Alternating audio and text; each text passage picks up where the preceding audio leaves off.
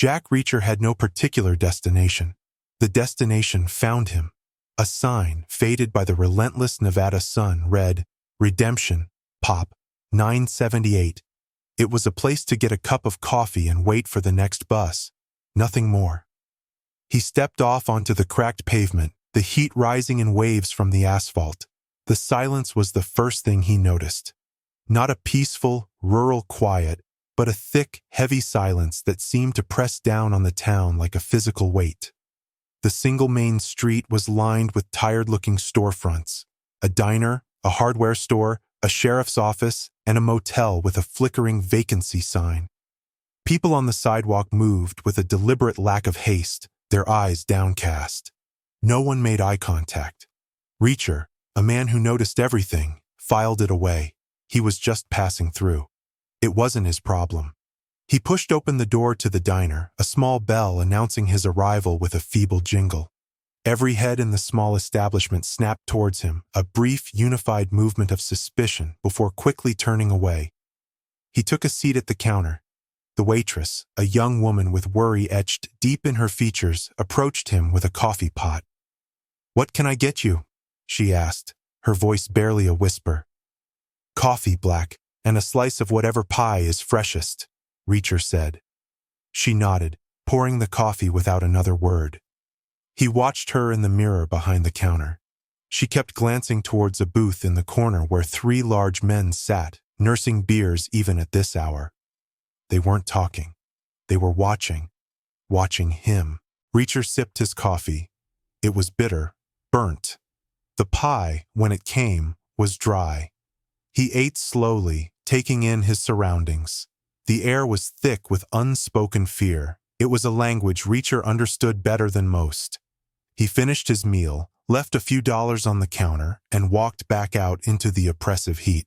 His bus wasn't due for another 5 hours, a long time in a town that already felt like a cage. He decided to walk. He had no destination, just a need to stretch his legs. He ambled down the side streets, past small, neat houses with drawn curtains. The silence followed him. It was as if the whole town was holding its breath. He rounded a corner and saw it, an alleyway between the hardware store and a derelict building.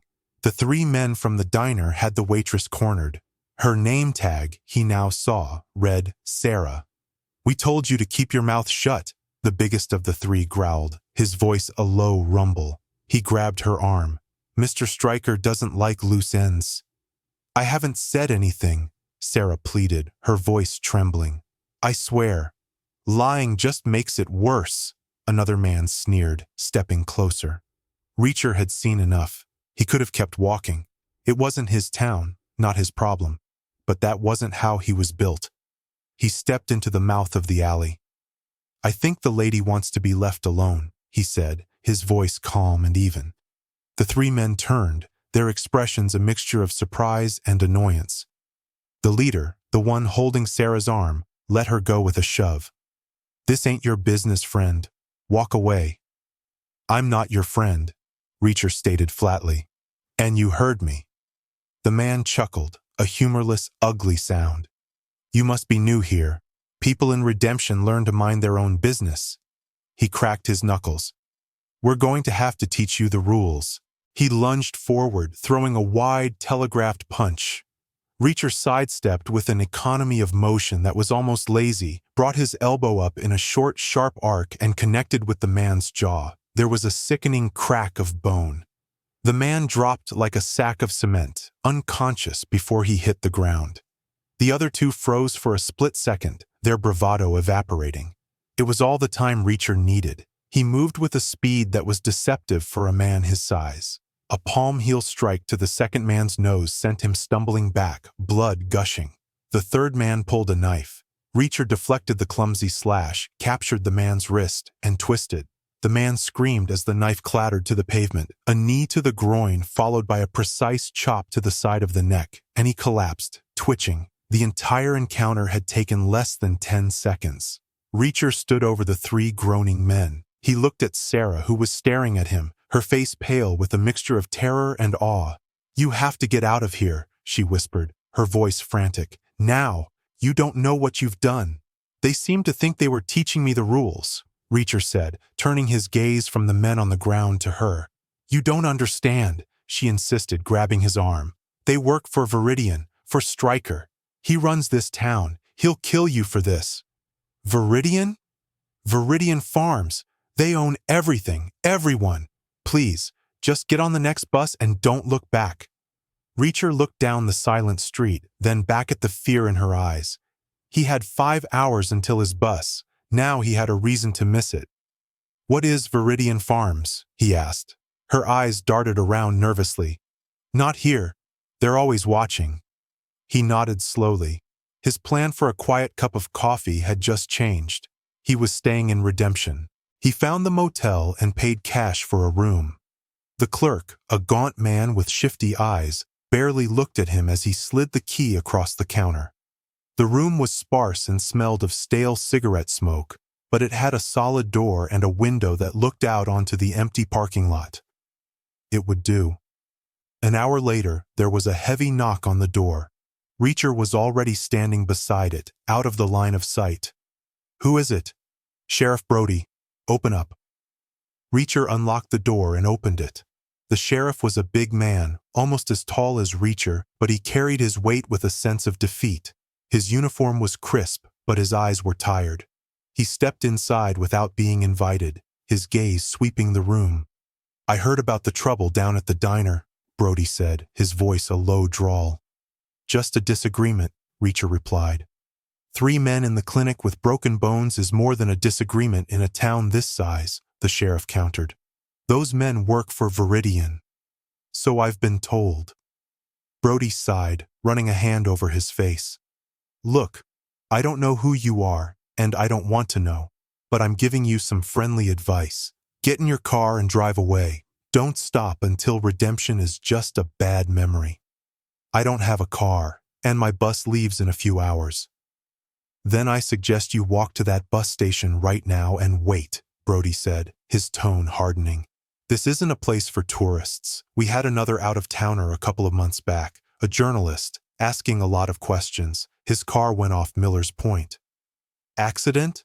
Reacher asked, though he knew the answer. That's the official story, Brody said, his eyes avoiding Reacher's. Some things are best left alone, for your own health. The sheriff turned and left, the warning hanging in the stale air. It was meant to scare him off. Instead, it cemented his decision. A journalist, a terrified waitress, a compromised sheriff, and a company called Viridian.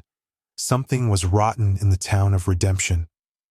Later that evening, as darkness fell over the desert, Reacher sought out Sarah.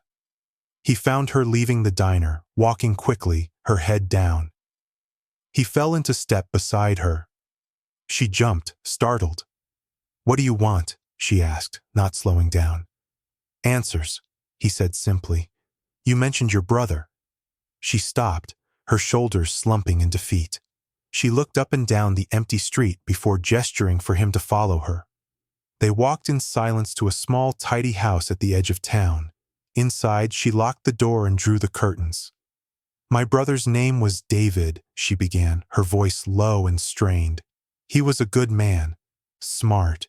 He got a job at Viridian as a soil analyst. At first it was great, good pay, steady work, but then he started to change. She wrung her hands. He got quiet, paranoid. He said the work they were doing wasn't right, that it wasn't just about crops. He told me he was gathering evidence, that he was going to expose them. He said they were poisoning the land, that something much worse was happening out there. What happened to him? Reacher asked. Tears welled in her eyes. He disappeared, a month ago. Just vanished. They said he stole some equipment and ran off. Sheriff Brody did an investigation, but it went nowhere. I know they did something to him. I know it. Did he tell you where he kept this evidence? She shook her head. No. He said it was too dangerous for me to know. All he ever mentioned was a place, Silo 7. He said everything was in Silo 7. The name hung in the air between them. A lead, a target. This man you mentioned, Reacher said. Stryker. Who is he? He's Viridian's head of security, Sarah replied, a shiver running through her. He's ex-military, a monster. He runs the town for the company. The men you dealt with, they were his. Reacher left Sarah's house with a clearer picture. Viridian Farms wasn't just a powerful corporation, it was an occupation force. Stryker was its enforcer and the town was its prison. And somewhere on their compound, a place called Silo 7 held the key. His walk back to the motel was quiet. Too quiet. He noticed it as he turned the final corner, a dark sedan parked across the street, its engine off. Two men inside, their faces illuminated briefly by a lit cigarette. They were watching his room. Reacher didn't break his stride. He continued past the motel entrance, melting into the shadows of an adjacent building. He circled around the back, found a low fence, and vaulted it easily. He moved silently along the rear of the motel to the back window of his own room. It was locked, but the cheap latch gave way with a little pressure from his pocket knife. He slipped inside, his feet making no sound on the threadbare carpet. He stood in the darkness, listening. For several minutes, there was nothing but the hum of the ancient air conditioner. Then, he heard it. The faint scrape of a keycard in the lock of his door. The door opened a crack, a sliver of hallway light cutting into the room. A figure entered, followed by a second. They were large, moving with a practiced stealth that told Reacher they weren't the amateurs from the alley. These were professionals. He waited until they were both inside, their backs to him as they scanned the empty bed. Then he moved. He took 3 long, silent strides across the room. He grabbed the second man from behind, one hand clamping over his mouth, the other driving the hard edge of his palm into the man's throat. The man went down without a sound, choking silently on the floor. The first man spun around, reaching inside his jacket. Reacher was already on him. He drove his shoulder into the man's chest, slamming him against the wall. The man's head connected with the plaster with a dull thud. Reacher disarmed him, pulling a silenced pistol from his hand. He held the man against the wall, the barrel of the gun pressed under his chin. "Who sent you?" Reacher's voice was a low growl, more dangerous than any shout. The man glared at him, defiant. "Go to hell!" Reacher increased the pressure. "Stryker? Is that who you work for?" The man's eyes widened slightly. It was all the confirmation Reacher needed. He didn't need him to talk. He had a different purpose. He applied a precise amount of pressure to a nerve cluster in the man's neck. The man's eyes rolled back and he went limp. Reacher let him slide to the floor next to his partner. He checked their pockets. No identification. Professional. He left them there, unconscious, and slipped back out the window. Going back to the room was no longer an option. The message was clear.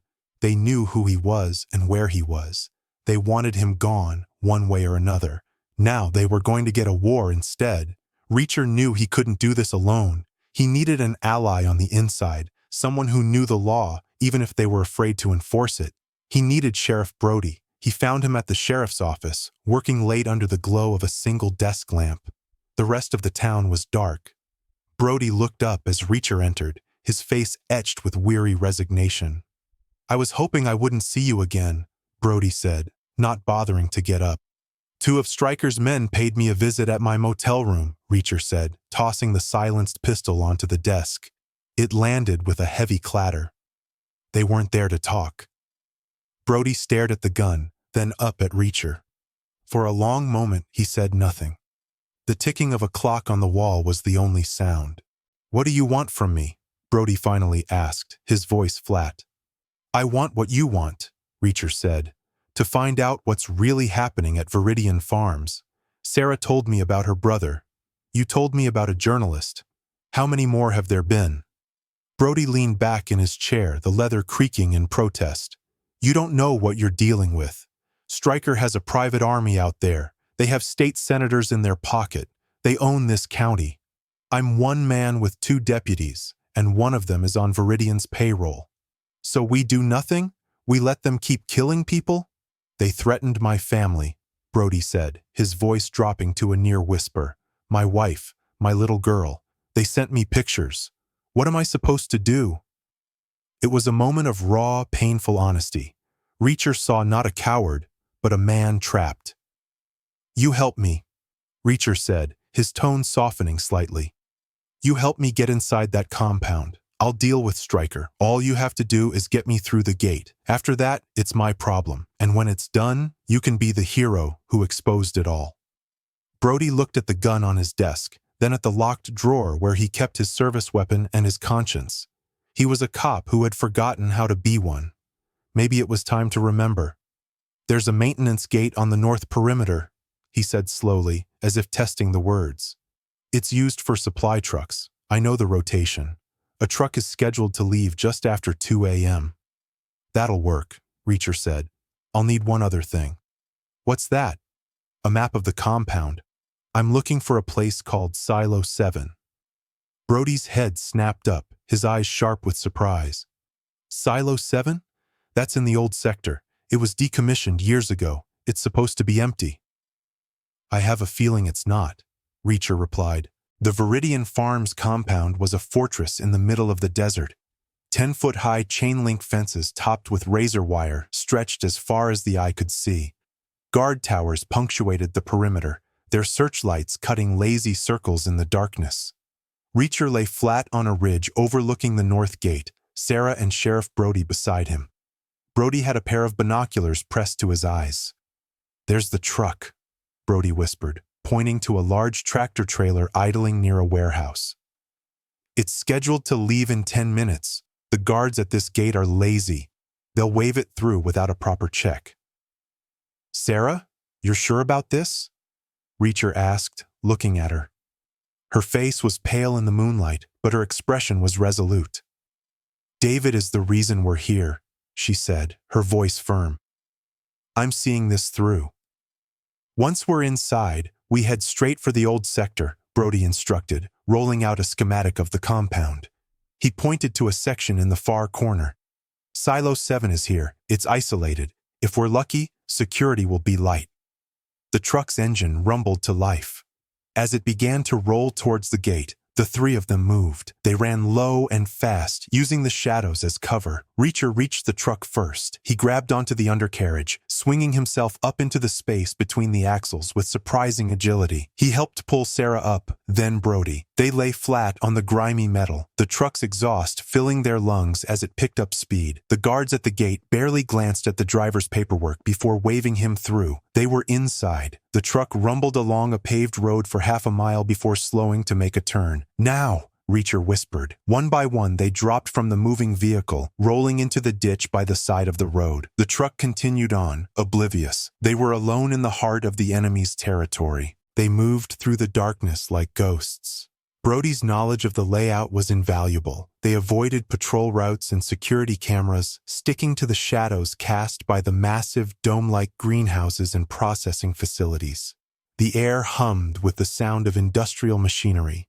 The old sector was different. Here the buildings were dark and decaying. Weeds grew through cracks in the concrete. It felt abandoned, forgotten, and in the center of it all stood a single cylindrical structure, rust-streaked and imposing, Silo 7. There were no guards visible, but Reacher knew better than to be complacent. "Stay here," he ordered Brody and Sarah, pointing to the cover of a derelict shed. "Let me check it out." He approached the silo's base, moving with a predator's silence. A single heavy steel door was the only entrance. It was secured with a modern electronic keypad, a stark contrast to the dilapidated state of the silo itself. He examined the area around the door. Fresh tire tracks, a recently discarded cigarette butt. Someone had been here. Recently. He returned to the others. "It's locked down tight. Electronic." Brody shook his head. "We'll never get through that." "David was a smart man," Sarah said suddenly, her eyes wide. "He loved puzzles, anniversaries, birthdays. He always used them for his passwords." She began to whisper a series of dates. "My birthday. Mom's. The day he got his dog." Reacher went back to the keypad. He tried the first combination. Access denied. He tried the second. Nothing. He tried a third, a date Sarah had almost forgotten. the day their father had passed away years ago. 081187. There was a soft click, and the heavy door hissed open. They stepped inside, using a small flashlight Brody carried. The air was cold and sterile, smelling of ozone and chemicals. This was no abandoned storage facility. It was a state-of-the-art laboratory. Glass beakers, complex machinery, and computer terminals lined the walls. "My God," Brody breathed. "What is all this?" Sarah moved towards a computer and her fingers flew across the keyboard. David had taught her his system. A few moments later, a file directory appeared on the screen. The folder was labeled Poison. She clicked it open. It was all there. Formulas, production schedules, shipping manifests. Viridian wasn't making drought-resistant crops. They were manufacturing sarin gas, VX nerve agents, and other chemical weapons, selling them through a network of shell corporations to rogue states and terrorist organizations. "They're using the farm as a cover," Brody said, his face ashen. "The fertilizer shipments, the specialized equipment. No one would ever look twice." On another table, Sarah found a binder. Inside were surveillance photos. The journalist, her brother David, both marked with a red X, and Sheriff Brody's wife and daughter playing in their front yard. Suddenly, the heavy steel door slammed shut behind them, plunging them into near darkness, save for the glow of the computer monitors. A series of harsh, industrial lights flickered on overhead, bathing the lab in a sterile, white glare. A voice, amplified and metallic, echoed through the silo. "I have to admit, Reacher, you're more resourceful than the others." A man stepped out from behind a row of chemical vats. He was tall, dressed in tactical gear, with the cold, dead eyes of a killer. Reacher recognized the type immediately. "Stryker," Brody growled. "Sheriff," Stryker said with a mock smile. "So glad you could join us. I was disappointed when you didn't take my earlier advice." He gestured around the lab. "But now you get to see the real fruits of our labor. A pity you won't live to talk about it." Armed guards, at least a dozen of them, filed in from a previously hidden side passage surrounding them. They were heavily armed, professional. "It's over," Stryker said. "Give it up." Reacher scanned the room, the guards, the exits, the volatile chemical tanks. The odds were impossible, and that's when he liked them best. He looked at Brody. "You ever wanted to be a hero, Sheriff?" Brody looked at the picture of his family, then back at Stryker. A fire Reacher hadn't seen before ignited in his eyes. He drew his service revolver. "Let's do it." Reacher moved first. He kicked a steel table, sending a cascade of glass beakers crashing towards the nearest guards. As they flinched, he charged. He wasn't trying to fight them all. He was creating chaos. Brody opened fire, using the large machinery as cover, his shots precise and controlled. He was a better cop than he had let himself believe. Sarah, showing incredible courage, wasn't idle. She was back at the computer, frantically trying to upload the files to a secure FBI server Brody had given her the address for. "I just need a few more minutes," she yelled over the gunfire. Reacher was a whirlwind of brutal efficiency. He disarmed one guard and used the man's own rifle as a club. He broke an arm, shattered a knee. He moved through them, a force of nature they were unprepared for. Bullets ricocheted off the steel walls. Stryker watched the chaos with a calm detachment, then raised his own weapon and took aim at Sarah. "No loose ends," he muttered. Brody saw him. "No," he yelled and shoved Sarah to the ground, taking the bullet in his shoulder. He cried out in pain and fell back, but kept his own gun trained on the other guards, providing covering fire. Reacher saw Brody go down. He saw Stryker advancing on Sarah. He abandoned the guards and charged directly at Stryker. Stryker fired, but Reacher was already moving, using a large chemical tank as cover. The bullet sparked against the metal. Stryker smiled. "Wrong move," he said, and fired again. This time not at Reacher, but at a valve on the tank. A thick, yellowish gas began to hiss out, filling the room. "Chlorine gas!" Brody choked out, his face pale. "We've got seconds!" The guards, unprepared, began to cough and fall back, their own weapons becoming useless. But Stryker had a small rebreather, which he quickly fastened over his face. "The upload is complete," Sarah yelled, just before a wave of coughing overtook her. Reacher ignored the burning in his lungs.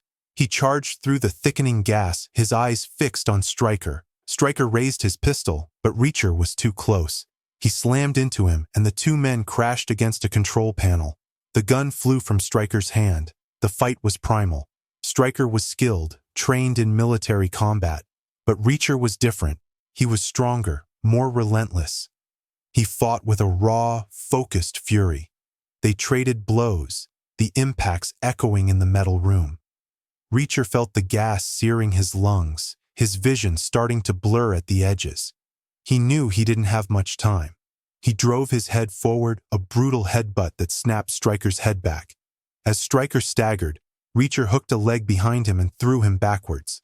Stryker crashed into a rack of chemical containers. A large glass carboy teetered, then fell, shattering on the floor and releasing a clear, viscous liquid that began to sizzle on contact with the chlorine. Reacher grabbed a heavy fire extinguisher from the wall. Stryker was just getting to his feet when Reacher swung it like a bat. The blow was solid, final. Stryker collapsed and didn't move. Reacher stumbled towards the main door's control panel, his lungs on fire. He slammed his hand on the emergency release button. The heavy door hissed open and fresh night air flooded in. He grabbed Sarah, who was barely conscious, and half-carried, half-dragged her outside. He went back in, the gas now a thick, choking fog, and pulled the wounded Sheriff Brody to safety just as the mixture of chemicals on the floor erupted in a flash of blue flame. They lay on the concrete, gasping for air, as alarms began to blare across the compound. In the distance, the sound of sirens grew louder. The federal authorities, alerted by the data upload, were on their way. Dawn was breaking, painting the desert sky in shades of orange and purple. The Viridian Farms compound was swarming with FBI agents and hazmat teams. The conspiracy was broken, its leaders in custody. Reacher stood with Sarah on the same ridge where they had started the night. Below, a medic was tending to Sheriff Brody's shoulder. He was giving a full report, a man who had reclaimed his badge and his soul. He had his town back. Sarah had justice for her brother. She turned to Reacher. "They'll want to talk to you. Give you a medal, probably." Reacher shook his head. He looked at the chaos below, then at the long, empty highway stretching out beyond the town. "I'm not the medal type." He had done what he came to do. He had balanced the scales. There was nothing left for him here. He gave Sarah a small nod. "Take care of him," he said, gesturing towards Brody. Before she could say another word, he turned and started walking. He didn't look back. He walked past the arriving federal vehicles, past the reporters setting up their cameras, a solitary figure against the rising sun. He reached the highway just as a long-haul truck approached. He stuck out his thumb. The truck slowed to a stop. The driver leaned over. "Where you headed?" "East," Reacher said. "Doesn't matter where." He climbed in, and the truck pulled back onto the highway, gathering speed, leaving the town of Redemption and its ghosts behind in a cloud of dust. One town, one conspiracy, and Jack Reacher was already gone.